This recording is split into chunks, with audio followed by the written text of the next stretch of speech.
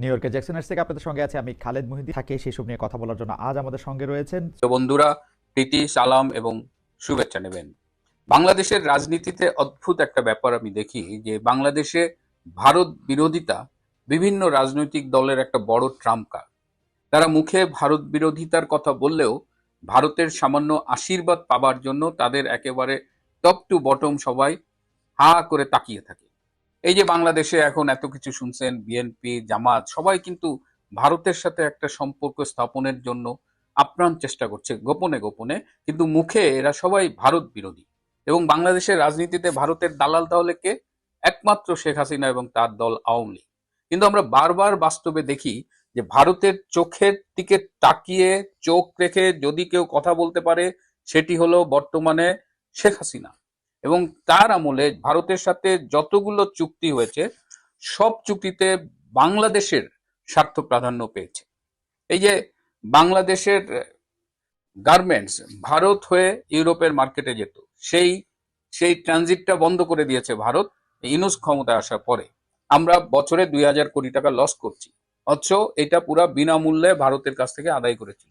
এই যে আদানির থেকে বিদ্যুৎ এনেছে, এই বিদ্যুৎ নিয়ে কত কথা শুনি, কিন্তু এই বিদ্যুৎ বন্ধ করার মতো পরিস্থিতি হলেই ইউনূস দৌড়ে যে বিল দিয়ে আসে। এরকম মানে অপপ্রচার, ভারত বিরোধী অপপ্রচার, অথচ ভারতের সামান্য করুণার জন্য চাতক পাখির মতো তাকিয়ে থাকে। এই যে এখন এই মুহূর্তে বাংলাদেশের জাতীয় নিরাপত্তা উপদেষ্টা ডক্টর খলিলুর রহমান ভারতে রয়েছেন। আমি আগেই বলেছিলাম তার 19শে নভেম্বর যাওয়ার কথা ছিল, কিন্তু শেষ মুহূর্তে তার যাওয়াটা একদিন এগিয়ে তিনি 18ই নভেম্বর সন্ধ্যার ফ্লাইটে দিল্লি গিয়েছেন। এবং খলিলুর রহমান গিয়েছেন মূলত অফিসিয়ালি আজকে 20শে নভেম্বর একটা কলম্বো সিকিউরিটি কনক্লেভের একটা কনফারেন্স হচ্ছে। ভারত স্বাগতিক দেশ, 5টি দেশের জাতীয় নিরাপত্তা উপদেষ্টা এই সম্মেলনে অংশগ্রহণ করছে। আগেও বলেছি এরা মালদ্বীপ, মরিশাস, ভারত, বাংলাদেশ এবং শ্রীলঙ্কা। তো এই আজকের এই কনফারেন্সে কিন্তু সভাপতিত্ব করবেন আমাদের বাংলাদেশের জাতীয় নিরাপত্তা উপদেষ্টা ডক্টর খলিলুর রহমান। ডক্টর খলিলুর রহমানকে বেসিক্যালি পেন্টাগন এবং আমেরিকার জাতীয় গোয়েন্দা প্রধান তুলসী গ্যাবার্ড কিন্তু বলেছেন ভারতের অজিত দোভাল জাতীয় নিরাপত্তা উপদেষ্টা তার সাথে মিটিং করতে। সো এই যে মিটিংটা হচ্ছে, এবং পরশুদিন তিনি গিয়েছেন, গতকাল সকাল 8:30 থেকে 9:30 পর্যন্ত 1 ঘন্টা অজিত দোভালের সাথে মিটিং হয়েছে। 9:30 পরে 1 ঘন্টা বিরতি দিয়ে 10:30 থেকে 40 মিনিটের মতো আরেকটা মিটিং করেছেন ডক্টর খলিলুর রহমান। সেই মিটিং এ ছিলেন ডক্টর খলিল, অজিত দোভাল এবং ভারতে আমেরিকার রাষ্ট্রদূত মিস্টার সার্জিও গার। এবং সম্ভবত আজকে সার্জিও গার আবার আমেরিকায় ফিরে যাবেন। সো গতকাল সকালে দুটো মিটিং হয়েছে। দ্বিতীয় যে মিটিংটা হয়েছে সার্জিও গারের সাথে, সেই মিটিং এর বিস্তারিতটা আমি এখনো পাইনি, কিন্তু অজিত দোভালের সাথে যে মিটিংটা হয়েছে সেটার আমি অধিকাংশ ইনফরমেশন পেয়েছি। কিছু ইনফরমেশন এবার আমি নিজেও এনডিএ, ভার্বাল এনডিএ তে সাইন করেছি, মানে কিছু ইনফরমেশন আমি জাতীয় নিরাপত্তার স্বার্থে এবং রাজনীতির কারণে, রাজনৈতিক পরিস্থিতির বাস্তবতায় আমি কিছু ইনফরমেশন আপনাদের দেব না, কিন্তু যে ইনফরমেশনগুলো আমি পেয়েছি, আমি যে কারণে শুরুতে বললাম যে ভারতের সামান্য করুণা পাওয়ার জন্য চাতক পাখির মতো তাকিয়ে থাকে, অথচ এদের বক্তৃতা শুনলে, কথাবার্তা শুনলে ভারতের মানে এত বিরোধিতা করে, এই দ্বিচারিতা আমাদের আওয়ামী লীগ বাদে সব রাজনৈতিক দলেরই প্রায় আছে। তো এই যে আলোচনাটা হলো, 1 ঘন্টা ব্যাপী বৈঠক হয়েছে। এই বৈঠকটা বেসিক্যালি ডক্টর খলিলুর রহমান শ্রোতা হিসেবে অ্যাটেন্ড করেছেন। এটা যা বলার এটা অজিত দোভাল বলে গেছে। মিস্টার খলিল প্রধানত 3টি কথা বলেছেন। আর পুরো মিটিংয়ে বাংলাদেশের পক্ষ থেকে একটা ভীতি কাজ করেছে, বাংলাদেশের পক্ষ থেকে একটা অনুরোধ কাজ করেছে যে অনেকেই সেফ এক্সিট চায় বর্তমান অবস্থায়। তো সেই বিষয়গুলো উঠে এসেছে আলোচনায়। কিন্তু আমি একটু বলতে চাই যে অজিত দোভাল তিনি কি বলেছেন। অজিত দোভাল তিনি বলেছেন যে গত 15 মাস 15 দিনে বাংলাদেশে আইএসআই এর বিভিন্ন পর্যায়ের কর্মকর্তাদের সাথে বাংলাদেশের কর্মকর্তাদের মোট ৭৭টা বৈঠক অনুষ্ঠিত হয়েছে। এই ৭৭টা বৈঠকে কারা কারা অংশগ্রহণ করেছে, সেই বৈঠকে কি আলোচনা হয়েছে, এই সব তথ্য ভারতের কাছে আছে এবং এই সব তথ্য নিয়ে একটি রিপোর্ট তৈরি করা হয়েছে এবং সেই রিপোর্টটি অজিত ডোভাল ডক্টর খলিলের হাতে তুলে দিয়েছেন। এর বাইরে ২৭৭ পৃষ্ঠার আরো একটা রিপোর্ট ডক্টর খলিলের হাতে তুলে দেওয়া হয়েছে, যে রিপোর্টটিতে বাংলাদেশে বর্তমানে ভারত বিরোধী যে জঙ্গি তৎপরতা চলছে সেই জঙ্গি তৎপরতার বিশদ বিবরণ রয়েছে এবং শুধু বিবরণ নয়, বিভিন্ন ধরনের প্রমাণ, স্যাটেলাইট থেকে তোলা ইমেজ, এই সব কিছু ওই ২৭৭ পৃষ্ঠার রিপোর্টটিতে রয়েছে। এরপরে বাংলাদেশের নির্বাচন নিয়ে ভারতের আকাঙ্ক্ষার কথা, প্রত্যাশার কথা জানিয়েছেন অজিত ডোভাল।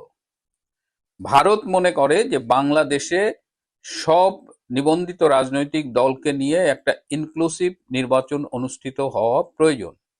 বিশেষ করে প্রায় ৫০% ভোটারের সমর্থনপুষ্ট আওয়ামী লীগকে এই নির্বাচনের বাইরে রাখার চেষ্টা ভারত সমর্থন করে না বা ভারত আশা করে না।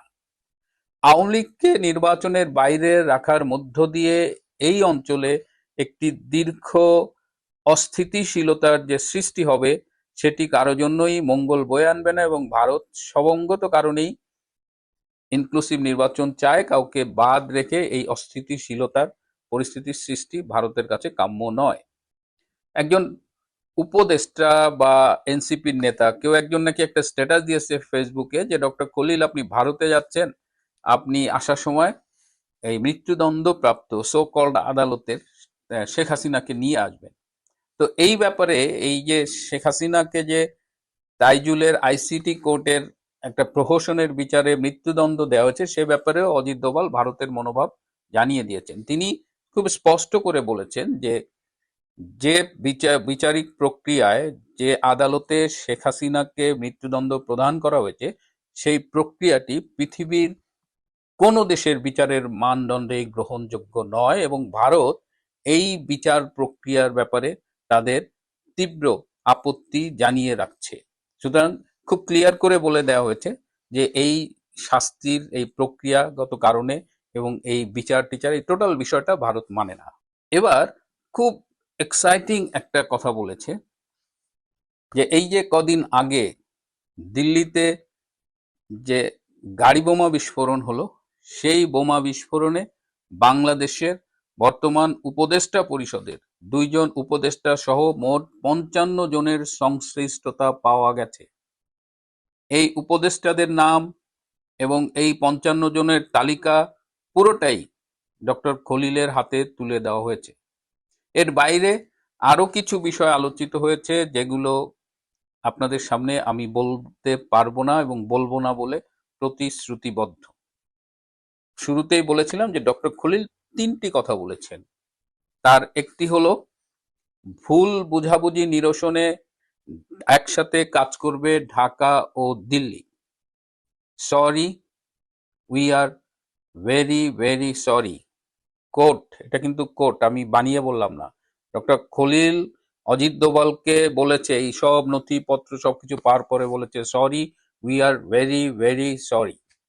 এই যে ডক্টর ইউনূসের ভারতের বিরুদ্ধে কামান দাগায় আর তার জাতীয় নিরাপত্তা উপদেষ্টা যে কিভাবে সারেন্ডার করে। এরপরে ইন্দো প্যাসিফিক নীতিতে সর্বাত্মক সমর্থন করে ঢাকা। ঢাকা ও দিল্লির একসাথে অনেক পথ হাঁটার সুযোগ আছে, এই সুযোগ হাতছাড়া করতে চায় না ঢাকা। কেমন লাগতেছে? অবিশ্বাস হচ্ছে?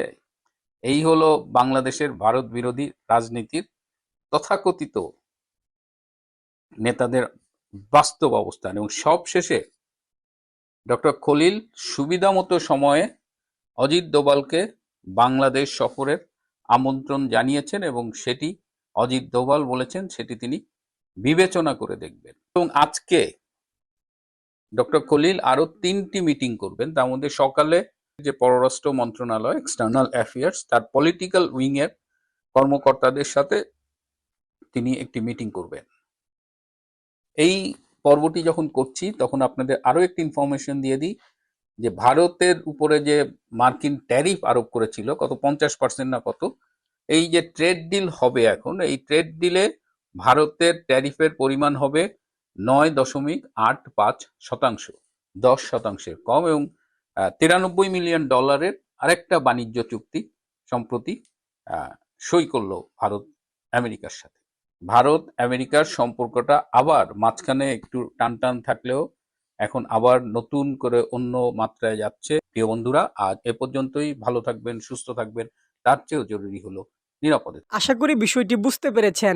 এই নিয়ে আপনার গুরুত্বপূর্ণ মন্তব্যটি অবশ্যই কমেন্ট বক্সে জানিয়ে দিবেন। ধন্যবাদ।